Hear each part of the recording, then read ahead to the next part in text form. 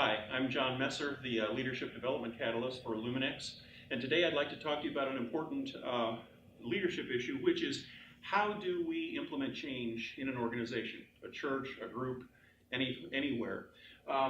So let me give you some background here. This is the diffusion of innovation bell curve, and you may have seen this before, but remember that the first 2.5%, those people are called innovators. The next 13.5%, those are called early adopters. And then we move into the early majority, the late majority, and the laggards. And you'll see that as we move across the bell curve, that the likelihood of adopting the change or the innovation becomes steeper as we get to the early majority, late majority. So what I want to talk about is how do we move an innovation, a new process, a new way of thinking, a new attitude, or a teaching through the entire congregation. And the key here is that we have to understand that when we get past the innovators and the early adopters, there's a gap. It's called the 16% gap.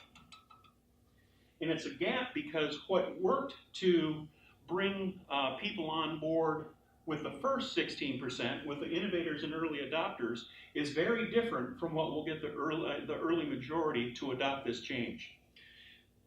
Innovators and early adopters are visionary people. You can get them on board with a vision. You can paint a word picture of what can be, and they're all over it. They are all about that. They will jump on board simply with the word picture of what can be. But then you hit this gap. And you wonder sometimes in a church why something's going really well and people are getting on board and then all of a sudden it just stops. This program that we implemented or this process that we started, it went really well for a while, but then it stops. It's like it hit a wall. What you're experiencing is a 16% gap because what works with the early adopters will not work with the early majority. And here's the key. If you want to get the early majority to adopt something new, a new program, a new attitude, a new process, you have to go about that in a different way than you do with early adopters. Early adopters are all about words and vision. Early majority need evidence.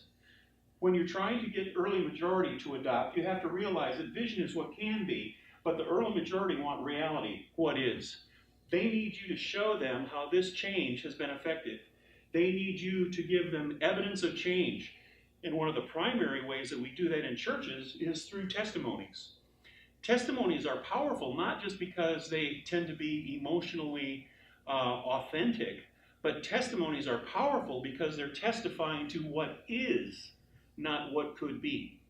So leaders, elders, pastors, associates, leaders in any organization, pay attention to the 16% gap. Because what worked here won't work to get the early majority on board. Vision is good and word pictures are great at first, but you need to change the way you market, the way you sell, the way you promote the change when it comes to the early majority.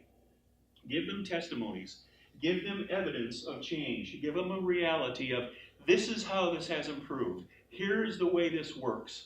And you'll find much more success when you're trying to implement change in the church or wherever you lead.